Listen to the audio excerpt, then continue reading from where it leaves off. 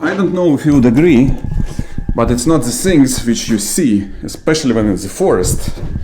It's the things which you don't see that are really scary. And about 5 years ago, I was hiking in the woods, and the thing I didn't see was a tiny tick which bit me somewhere and went completely undetected at that moment. But sometime later, random fiery feelings in my knees and elbows, unexplained mental fog, told me that I have an infection. And what's interesting, despite all my symptoms, which were getting worse and worse every day, my doctor at the time couldn't even detect the stupid infection with a set of regular tests.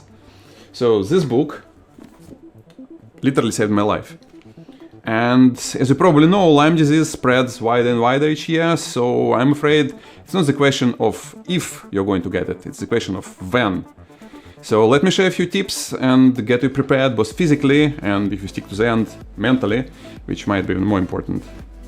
So number one, prevention is a key, and not just for Lyme, for any disease, because let's face it, in the Western medicine, most drugs just cover the symptoms, but even the good ones, which target the problem, they have a lot of side effects. So nowadays, if I go hiking, it's always a hat, long pants, and permethrin spray. Next, only 1 person in 5 gets the bull rash, the telltale sign of Lyme disease.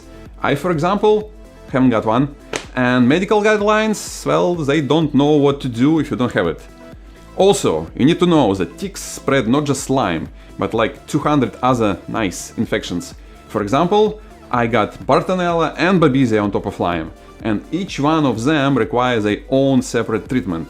And standard tests, unfortunately, as I said, are extremely unreliable, so you have to do something like IGNX Lyme and Coinfection panel to get some solid results, and cross-correlate them against symptoms table like Horvitz table or something similar. Next, it's not about antibiotics versus herbs or East versus West. Don't make the mistake of falling into a camp of medicine is broken or natural healing is anti-science. They are both very powerful and important tools, so be like Bob, use both.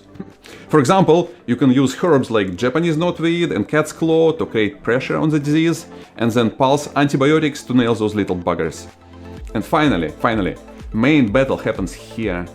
If you don't want to lose, you gotta take the responsibility for your own health and use the bad situation as a challenge, as a stepping stone to become a better version of yourself. That's how I started to exercise and meditate and cleaned up the diet, and that's why I dove into the latest science and medical research, and that ultimately became these 10 principles how to live to 100 and be kick-ass even at that age. And that's what this channel is about.